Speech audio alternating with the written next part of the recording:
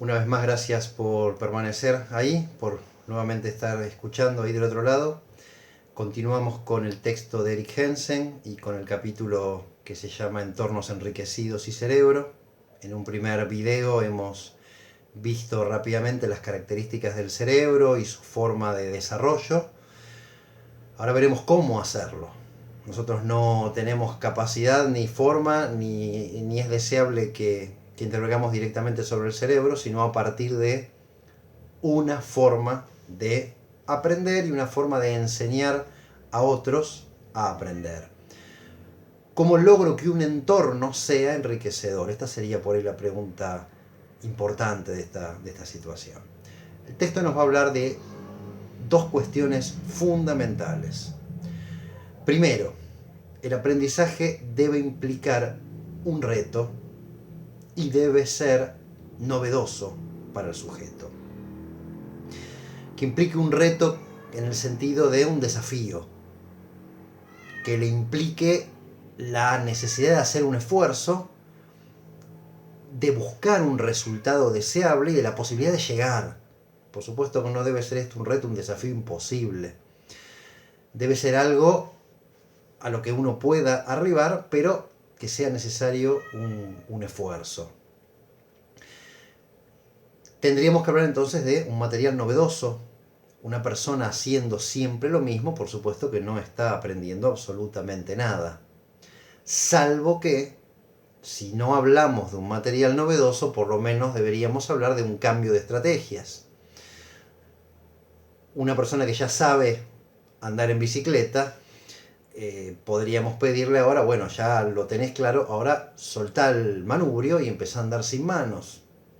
Ahí el material es el mismo, lo que se espera es lo mismo, pero bueno, se implicaría una mayor dificultad quitando una herramienta. Y así podríamos seguir avanzando. Pues bien, lo mismo en cualquier aprendizaje. Si no podemos ofrecer un nuevo material para que se estudie, para que se trabaje, sí podemos ofrecer otros caminos posibles que impliquen un desafío para el sujeto. Toda novedad hace que el cerebro se active. No hace falta sino llegar a un lugar nuevo para darnos cuenta que nuestra atención está activada al 100%.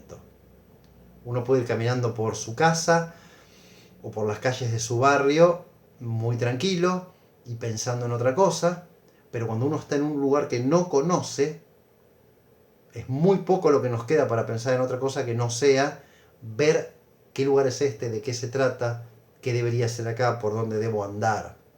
Nuestro cerebro, justamente frente a la novedad, se activa. Y nuestro cerebro rápidamente intenta comprender el entorno. Entonces, toda vez que uno cambie el entorno de un estudiante, está obligando a que este estudiante haga un trabajo cerebral. Y cuando hablamos de cambiar el entorno, no es solo cambiar el color de las paredes o las láminas, sino también cambiar el formato de aprendizaje, cambiar el tipo de tarea, cambiar el tipo de materiales para realizar la tarea. Todo cambio implica este tipo de activación cerebral. Cambiar horarios, mejorar en cuanto a los formatos. Hoy tenemos las nuevas tecnologías, nos tuvimos que adaptar a la fuerza, pero seguramente esto no tiene una vuelta atrás. Volveremos a las aulas y las nuevas tecnologías estarán mucho más presentes que antes. Nos daremos cuenta y estudios empezarán a decirnos que hemos logrado mejores resultados porque hemos incorporado un formato a un aula que muchas veces es muy monótona. Así que bueno, en primer lugar, el aprendizaje debe ser un reto, debe ser algo novedoso, debemos ser creativos, debemos ofrecer novedad al estudiante. En segundo lugar, el concepto de feedback. Feedback es una palabra que seguimos utilizando en inglés porque no tiene una traducción exacta al castellano. Feedback sería como una retroalimentación interactiva. Algo que cuando uno ofrece algo, envía una información, le vuelve del interlocutor. Esto lo tomamos de las ciencias de la comunicación. En comunicación el feedback es fundamental. Todos los esquemas modernos de la comunicación lo incorporan porque lo usamos todo el tiempo. En este momento yo estoy privado de feedback. Yo estoy hablándole a una pantalla, no veo qué va a suceder con este video. Si yo esta charla la estaría dando cara a cara, como lo hice hasta el año pasado, de acuerdo a la expresión de los rostros de quienes me están escuchando, repetiría algunas frases, las repetiría con sinónimos porque me doy cuenta por sus caras que no la están entendiendo. Al contrario, aceleraría y me daría cuenta que el asentimiento de sus cabezas me invita a seguir. Trataría de llamar la atención de alguien que esté con la mirada en otro lugar o algún tipo de distracción. Bueno, eso es feedback.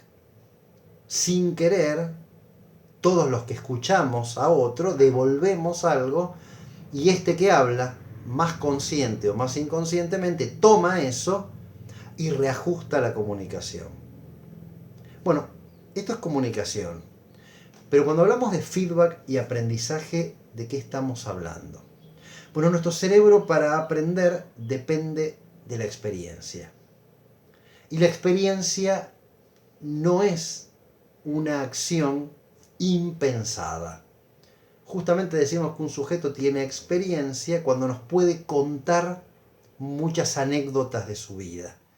Cuando tiene una historia que siempre cuadra en ese problema que yo tengo hoy. Bueno, nuestro cerebro trabaja y vive de la experiencia. Eso que aprendió queda guardado como información y le sirve para chequear y encarar eso novedoso que nosotros como profesores le daremos. El feedback debe ser una función de toda tarea. La tarea debe todo el tiempo, en lo posible, devolver un feedback que le informe al estudiante que la está intentando resolver si va bien o va mal. Y esto le permite entonces reajustar sus estrategias de resolución. El cerebro decide qué hacer basándose en lo que viene haciendo hasta ahora. Entonces, nuestra tarea lo más rápido posible debe ir devolviéndole al estudiante si viene bien o debe corregir. Muchas veces no es fácil.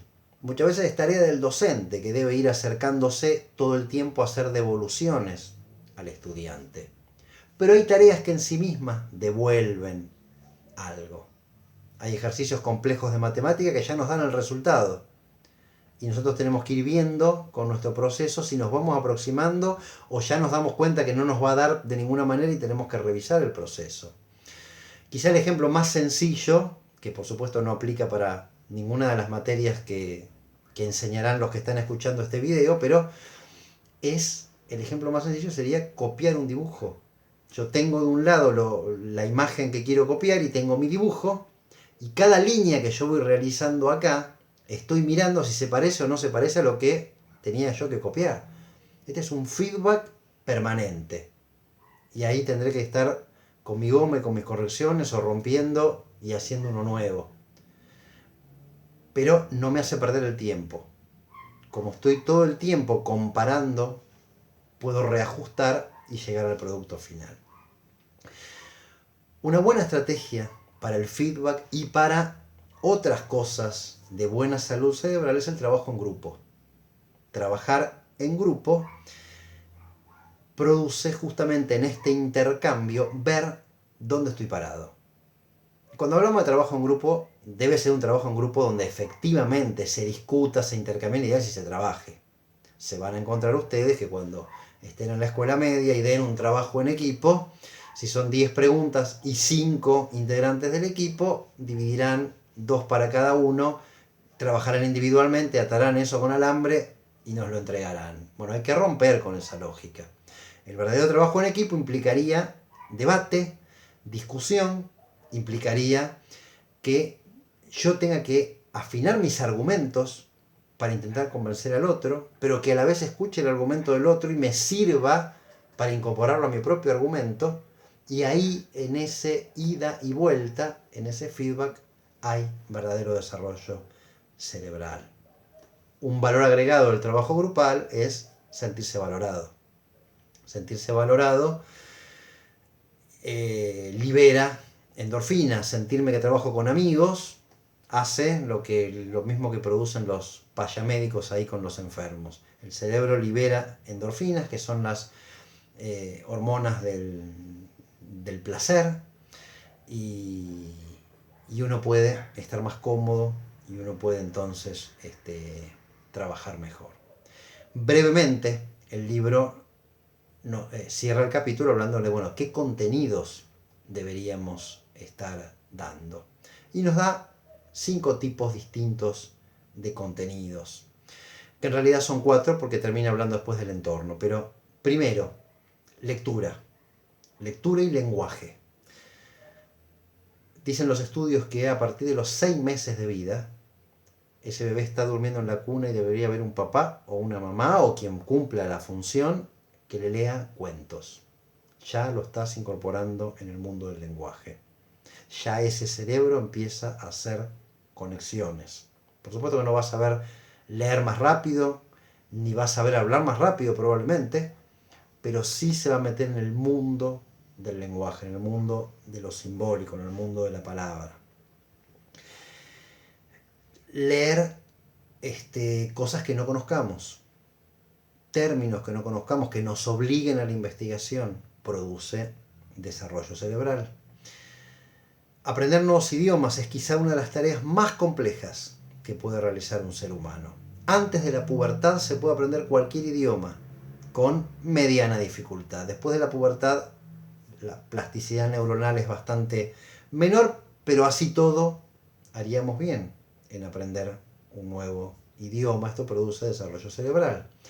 En segundo lugar, estimulación motora. Nuestro cerebro también, como sabemos, comanda todo el cuerpo. Estimulación motora que no implica hacer deporte, hacer ejercicio. Eso no estimula el cerebro. No lo estimula en razón de que sí, lo oxigena, está bien, pero lo que no hace es producir nuevas conexiones. Si yo hago lo que ya sé hacer, hago un ejercicio repetitivo, voy al gimnasio a hacer siempre el mismo rítmico movimiento, ando en bicicleta, si juego todas las semanas al fútbol, sigo jugando al fútbol, no hay desarrollo cerebral. Son excelentes actividades, por supuesto, pero no tienen que ver con esto. Estimulación motora es aprender a hacer cosas nuevas. Aprender a tocar un instrumento, probar con el dibujo, con las artesanías, moldear en barro, ir a practicar un nuevo deporte, aprender a hacer malabares, y de última, si comes con el cuchillo en la derecha y el tenedor en la izquierda, simplemente cambiarlos de mano, lavate los dientes con la mano con la que no lo haces habitualmente. Todas estas nuevas habilidades producen nuevas conexiones y desarrollo cerebral. Resolución de problemas, como dijimos, cualquiera sea, ¿no? Es el mejor modo de desarrollo del cerebro. Crea nuevas conexiones. Convoca distintas partes del cerebro, distintas áreas del cerebro que tienen que confluir ahí en la resolución de la tarea. Ese aprendizaje forzado es el que produce conexiones. La maestría, el que ya lo sabe, no tiene esfuerzo, y esto implica justamente que no esté produciendo nuevas conexiones. Las artes, y vamos a hablar simplemente de la música. La música, ahí tenemos, y cada uno de los que me están escuchando poder hablar de su propia experiencia. Hay gente que estudia y lee muy bien con música, y hay otros que nos cuesta mucho porque la música nos hace interferencia. Los estudios del cerebro no se ponen de acuerdo como nosotros no nos pondríamos de acuerdo por la experiencia individual. Al que le sirve estudiar con música, bien, y al que no, no. Pero cuando hablamos de la música, ¿de qué hablamos? Hablamos de que en principio es un relajante. Se habla y está discutido el efecto Mozart, ¿no? Escuchar Mozart antes de un examen, decían unos estudios, produce mejores resultados. No mientras estudiamos, ni mientras hacemos el examen, que esto puede producir interferencia, sino antes. Sea Mozart o sea lo que fuere, la música relaja. Y esta relajación mejora después el funcionamiento. Esto es como concentrar antes de un encuentro deportivo. Descansar, desconectarse. Bueno, la música logra que nuestro cerebro active esa parte musical y el resto quede en stand-by y nos produzca una relajación que después cuando activemos nuevamente sea favorable. Pero hay una característica más que interesante de la música y es, yo les podría preguntar a ustedes que me están escuchando, ¿cuántas poesías sabes de memoria? Seguramente en la escuela tuviste que aprender varias. ¿Alguna podés llegar a recordar todavía? ¿Alguna estrofa suelta, alguna frase suelta? Ahora yo te pregunto, ¿cuántas canciones podrías cantar de memoria ahora? A diferencia de la poesía, nadie te pidió que las memorices, pero las memorizaste porque las memorizaste. La música es un gran vehículo de las palabras. Algo tiene que hace que en nuestro cerebro esas palabras que no podríamos memorizar simplemente leyéndolas en prosa, cuando entran con música, sean fáciles de memorizar. Utópicamente hablando, si fuéramos capaces de cantar nuestras lecciones y de hacer temas musicales con aquello que debemos transmitir, seguramente tendríamos mejores resultados. La música tiene esa característica. Por último, el texto termina hablando de los entornos. Cambiar el entorno favorece el aprendizaje. Hay estudios que dicen que los pacientes que están internados en un hospital y tienen vista afuera, tienen una ventana, tienen una mejor tasa de mejoría que aquellos cuyas piezas son de 4 paredes sin mirada al exterior. Si se logra inclusive ese mejoramiento en la salud simplemente por un entorno un poquito mejor, ¿cuánto más podremos lograr los docentes si tomamos algo de estas técnicas y las aplicamos en el aula? Hasta aquí entonces con el texto del libro Cerebro y Aprendizaje, con el capítulo 4, Entornos enriquecidos y cerebro. Les agradezco y quedan los espacios habituales para que ustedes puedan realizar las preguntas que consideren necesarias. Nos estamos viendo en próximos encuentros.